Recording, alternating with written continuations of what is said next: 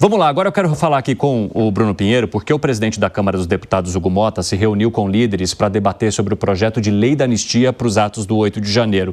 O Bruno Pinheiro vai trazer as informações para a gente agora. E já houve alguma definição, hein, Bruno? Conta o bastidor também, porque a oposição estava ali firme e forte para manter a obstrução se essa proposta não avançasse. Ainda não tem nenhuma resposta. Ótima tarde, Evandro. E a quem nos acompanha, Hugo Motta resolveu ter uma conversa com os líderes de forma individual. Um chegava, o outro saía. Ele foi conversando um a um para tentar entender, então, a visão desses parlamentares. Hugo Motta chegou há cerca de 15 minutos aqui na Câmara dos Deputados, iniciou a sessão de hoje, não falou com jornalistas ainda. Só para a gente entender o que os parlamentares da oposição e os líderes da oposição estão revelando, respondendo aqui, que entre os líderes de várias legendas está ok. Entre as legendas está ok. O que está esbarrando agora é nessa análise de Hugo Motta. Hugo Motta não falou nem que sim e nem que não. Disse que está analisando. Então eles estão aguardando esta resposta. E é isso que ele está revelando aos parlamentares, tentando ouvir. A oposição disse que levar para uma comissão especial não resolve. Levar para a CCJ novamente não resolve. O que vai resolver hoje é colocar em votação em regime de urgência. Hoje, um pouco mais cedo, em uma entrevista exclusiva aqui à Jovem Pan, conversei com a líder da minoria, a Carol de Tone. Ela voltou a falar sobre o compromisso de Hugo Motta, que foi firmado ainda lá na campanha, quando ele estava disputando a sucessão de Arthur Lira. A gente vai rever então o que disse a líder da minoria hoje um pouco mais cedo à Jovem Pan. Nós estamos desde o ano passado trabalhando para termos maioria para aprovar a anistia. E já na CCJ, quando o projeto estava sob a nossa presidência lá na CCJ, nós já tínhamos maioria absoluta do plenário da CCJ na comissão, mas aí tivemos aquela decisão de criar uma comissão especial tirando da CCJ, né, jogando a situação para este ano. Neste ano, nosso líder Sóstenes, Zucco e eu estamos trabalhando ativamente para termos cada vez mais apoiamento. Já temos aí 10 partidos apoiando, e no nosso placar já temos cerca de 200 deputados apoiando, ou seja, se nós tivermos uma votação hoje no plenário, em maioria simples, com certeza já aprovaríamos o projeto. A grande questão é que a gente está tendo um pouco de resistência para colocar o projeto na pauta, porque desde o início do ano, o presidente da Câmara, ele não quis votar requerimentos de urgência. Ele está com uma filosofia, aliás, muito positiva de um lado, né, que é retomar o trabalho das comissões, não ficar administrando a Câmara só com requerimento de urgência.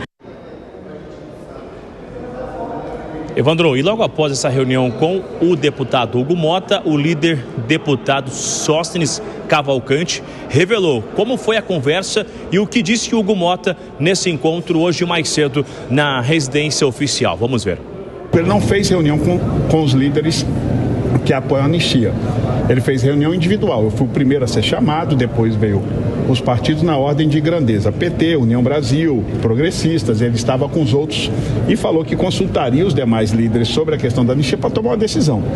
É prerrogativa dele ter o prazo que ele necessita para tomar essa decisão e prerrogativa minha como líder tomar a decisão que entendo regimental para este momento.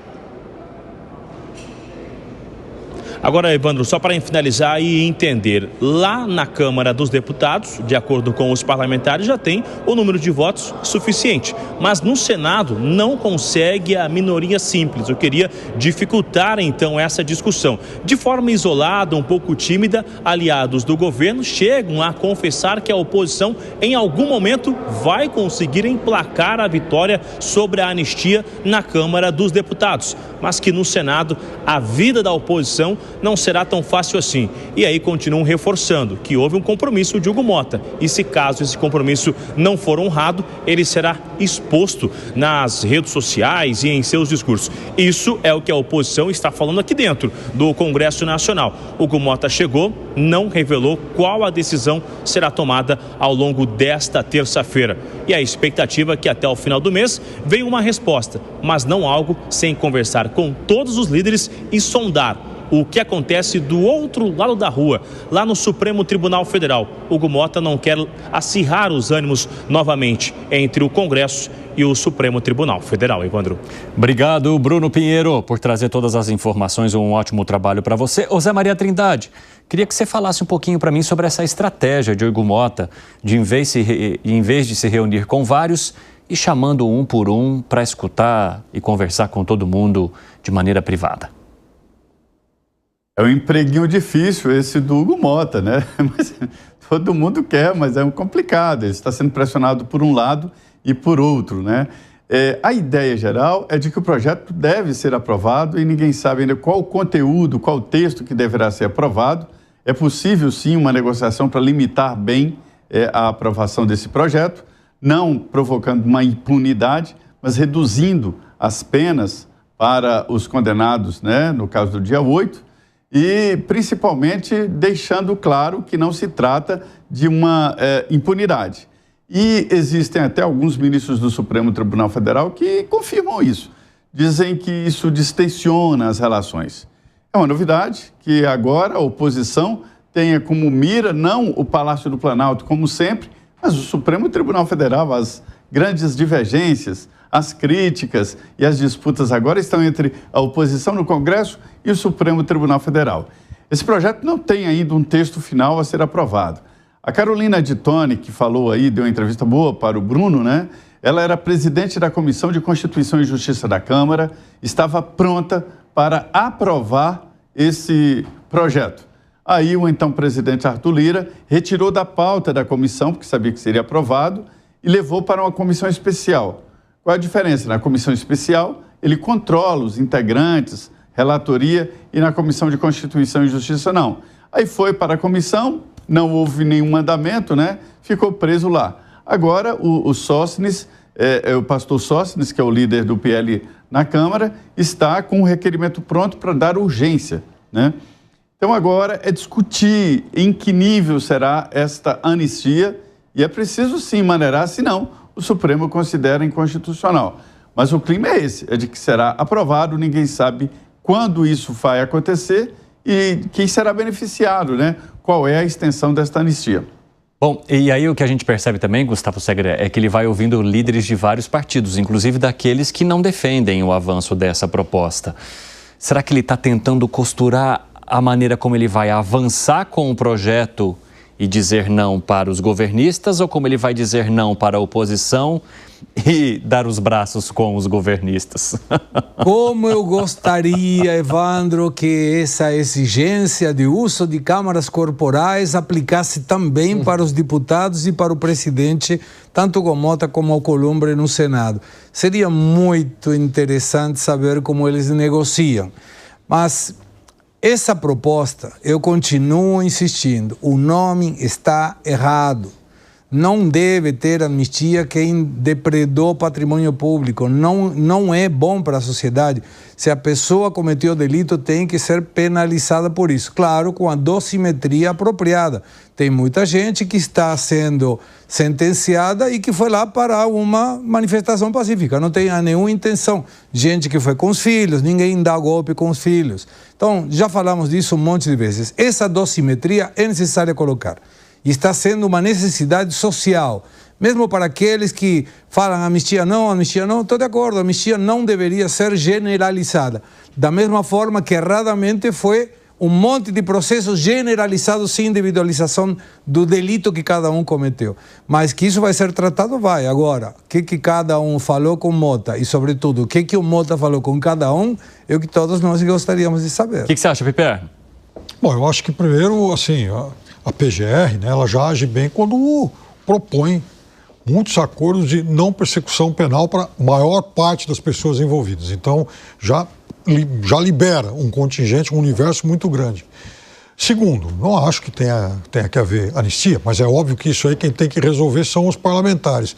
O presidente Hugo Motta, ele me parece aquele sujeito assim que vende o mesmo cavalo para dois pretendentes. Enfim, como é que ele consegue fazer isso? Bom, é porque ele não entrega ninguém. Ele pode vender para muita gente, porque... Só negocia. É lógico, está na cara, Evandro. É óbvio que ele fez um tipo de aceno à oposição e um outro tipo de aceno à situação. E ele tem que conversar mesmo individualmente, até porque, por exemplo, vamos imaginar a bancada do União Brasil. O Brasil tem um pedaço que é governo, tem uma parte grande que é oposição. Então, é difícil você imaginar um partido, homogeneidade na maioria dos partidos, e são 20 siglas com representação na Câmara.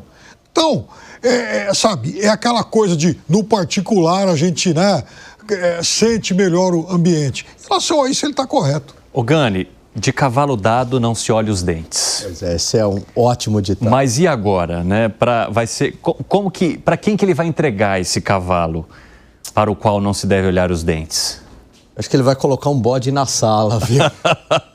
Olha, Evandro, é complicado, porque avançar com a anistia significa, obrigatoriamente, né, com o PL da anistia, desagradar o outro grupo. Não avançar também vai desagradar ali a direita, a oposição. Então não tem muito para onde correr. Em algum momento ele vai ter que tomar uma decisão.